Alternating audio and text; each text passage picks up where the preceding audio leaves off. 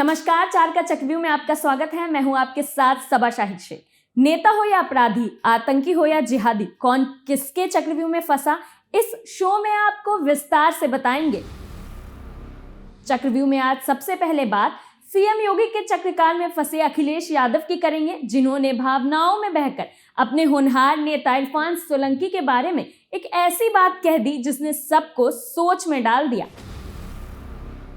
फिर बात करेंगे बांग्लादेशी कनेक्शन के चक्रकाल में फंसे डॉक्टर रिजवान की, जिसको लेकर बीते दिनों से कई नए खुलासे सामने आ रहे हैं। पुलिस ने रिजवान पर अब शिकंजा कस लिया है और उसको 3 दिन के लिए पुलिस रिमांड में ले लिया है।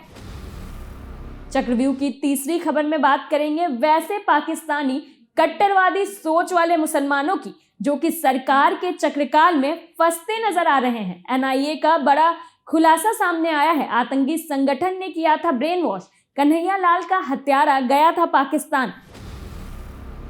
वहीं चक्रव्यूह के चौथी और आखिरी खबर में बात करेंगे विकास दुबे के परिवार के बारे में, जो कि सीएम योगी के चक्रकाल में बुरी तरह फंसते नजर आ रहे हैं। विकास दुबे के और उनके बहनोई को गैंगस्टर मामले में 5 साल की सजा सुनाई गई है। विकास का परिवार अब इतनी बुरी तरीके से सीएम योगी के चक्रव्यूह में फंस चुका है कि अब छटपटाने के सिवा और कुछ उसके परिवार को दूसरा रास्ता नहीं नजर आ रहा है।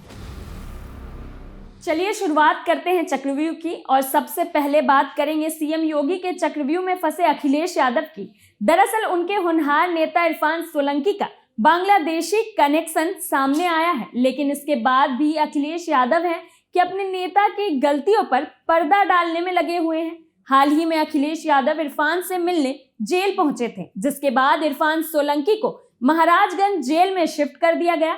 अब ये बात अखिलेश यादव को रास नहीं आई।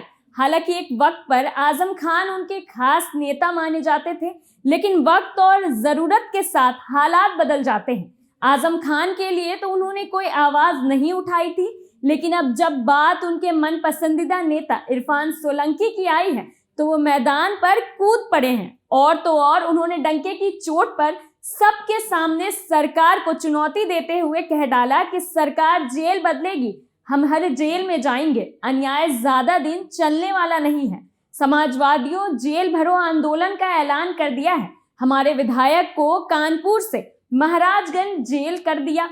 अब जोश जोश में अखिलेश ने होश तो गवा दिया और सबके सामने सरकार को खुली चेतावनी दे दी कि वो एक अपराधी से मिलने जेल जाएंगे। वैसे तो अखिलेश यादव अपने चाचा शिवपाल के भी सगे नहीं, फिर इरफान पर इतनी मेहरबानी क्यों? उनके इस बदले बदले तेवर से कयास लगाए जा रहे हैं कि कहीं अखिलेश यादव भी इस बांग्लादेशी कनेक्शन का हिस्सा तो नहीं। हालांकि अखिलेश यादव सरकार के रडार पर आ चुके हैं और अब उनके भी बांग्लादेशी तार खंगाले जाएंगे। वहीं दूसरी तरफ बात करेंगे बांग्लादेशी कनेक्शन के चक्रकाल में फंसे डॉक्टर रिजवान की।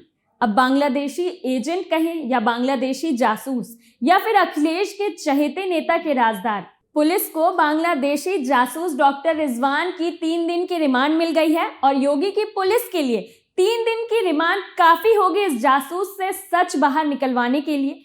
6 साल से भारत में मजे की जिंदगी काट रहा रिजवान जेल में फूट फूट कर रो रहा है और उसका संरक्षक इरफान सोलंकी के भी आंसू रुकने का नाम नहीं ले रहे हैं। रिजवान और सोलंकी दोनों की गर्दन इस वक्त यूपी पुलिस के शिकंजे में है। बांग्लादेशी नागरिक डॉक्टर रिजवान कानपुर में परिवार के साथ छिपकर रह रहा था। पुलिस ने रिजवान और उसके परिवार के 6 सदस्यों को जेल भेजा था।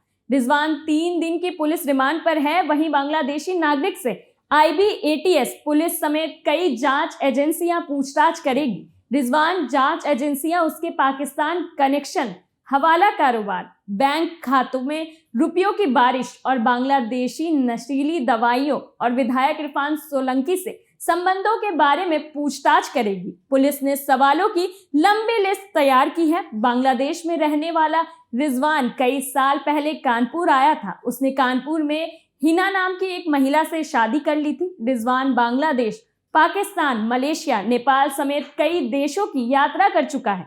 पुलिस ने 11 दिसंबर को परिवार समेत रिजवान को अरेस्ट किया था। पुलिस जांच कर रही है कि उसका विदेशी यात्रा करने का क्या मकसद था। पुलिस ने गिरफ्तारी के दौरान रिजवान के घर से 14 लाख कैश बरामद किया था। इसके साथ ही बड़ी मात्रा में विदेशी करेंसी भी मिली थी। कानपुर कमिश्नरेट पुलिस ने इससे पहले रिजवान को मात्र 9 घंटे की रिमांड पर ली थी। जांच एजेंसियों ने पूछताछ में रिजवान ने बताया था कि उसके पाकिस्तान में भी मिलने वाले लोग हैं, पाकिस्तान से भी वो हवाला का कारोबार करता है, लेकिन उसने ये नहीं बताया था कि पाकिस्तान से उसे रुपये कौन भेजता है। रिजवान कोई काम नहीं करता है, लेकिन उसके परिवार का 2 लाख रुपए महीने का खर्च था। अब पुलिस रिजवान से सारी राज उगलवाएगी।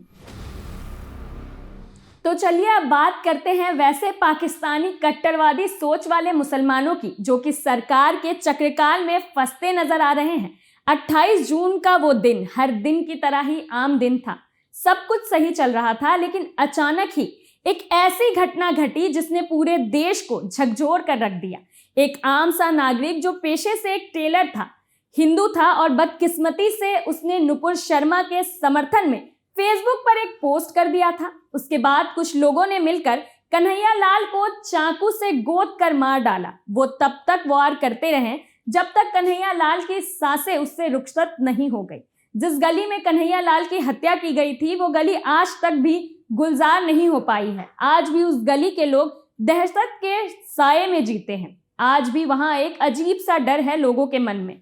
लेकिन ये मामला आज एक बार फिर से चर्चाओं में है, क्योंकि NIA ने अपनी जांच रिपोर्ट में पेश की है और चौंकाने वाले खुलासे किए हैं। एजेंसी ने कहा है कि ये हत्याएं देश में इस्लामिक कट्टरवाद को दर्शाता है। एजेंसी ने चार्जशीट में कहा कि पाकिस्तान के कट्टर संगठन भारत के सुन्नी और बरेलवी समुदाय को भड़का रहे हैं। हालांकि इनमें से 2 आरोपियों का पाकिस्तान से सीधा कनेक्शन मिला है। जिन 2 आरोपियों का नाम इस चार्जशीट में जोड़ा गया है वो पाकिस्तान के रहने वाले हैं। अब सरकार इस पूरे आतंक संगठन का पता लगाएगी और मामले की तह तक जाएगी। अब चलते हैं सीएम योगी के चक्रकाल में फंसे खूंखार अपराधी विकास दुबे के परिवार के बारे में। अपराधी विकास दुबे के भाई और उसके बहनोई को कोर्ट में गैंगस्टर मामले में 5-5 साल की सजा सुनाई है। बिकरू कांड में मारे गए खतरनाक अपराधी विकास दुबे के भाई और उसके बहनोई को गैंगस्टर मामले में 5-5 साल की सजा सुनाई गई है। विकास दुबे का भाई लखनऊ कारागार में पहले से ही बंद है और बहनोई को माती जेल भेजा गया है। कानपुर देहात के शिवली कोतवाली क्षेत्र के ताराचंद्र इंटर कॉलेज के प्रिंसिपल रहे सिद्धेश्वर पांडे की साल 2000 में गोली मारकर हत्या कर दी थी। इस घटना में बिकरू गांव के कुख्यात अपराधी विकास दुबे और उसके भाई दीपू दुबे, अविनाश दुबे और बहनोई दिनेश तिवारी के खिलाफ धारा 302 के तहत शिवली थाने में केस दर्ज किया गया था। प्रिंसिपल सिद्धेश्वर की हत्या में साल 2004 में चारों आरोपियों को आजीवन कारावास की सजा हो चुकी थी। शिवली पुलिस ने इस मामले में साल 2001 में गैंगस्टर की कार्रवाई भी की थी, जिसकी सुनवाई अपर जिला सत्र न्यायाधीश पंचम बाकर शमीम रिजवी की कोर्ट में चल रही थी। गुरुवार को कोर्ट ने खतरनाक अपराधी विकास के भाई दीपू दुबे और बहनोई दिनेश को 5-5 साल की सजा सुनाई है। साथ ही दोनों पर 5-5 हजार रुपए का जुर्माना भी लगाया है। जुर्माना ना देने पर दोनों को 1 महीने की सजा का आदेश दिया गया है। हालांकि विकास दुबे का एनकाउंटर तो पहले ही हो चुका है। ये सीएम योगी की सरकार है, यहाँ अपराधियों को माफ नहीं किया जाता है। विकास दुबे के परिवार पर भी जमकर शिकंजा कस लिया गया है। अब उनके सामने छटपटाने के सिवा और कोई दूसरा रास्ता नहीं है। चक्रव्यूह में मेरे साथ आज इतना ही। कल फिर कौन किसके चक्रव्यूह में फंसेगा, नए मुद्दों के साथ फिर हाजिर होंगे और दिखाएंगे कई और सनसनीखेज खुलासे। तब तक के लिए देखते रहिए कैपिटल टीवी। नमस्कार।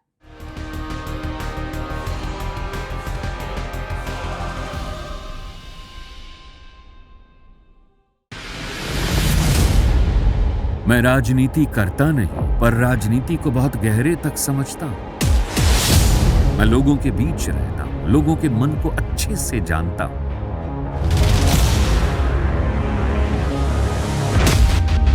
पब्लिक और पॉलिटिक्स की हर नब्ज को खूब पहचानता हूं।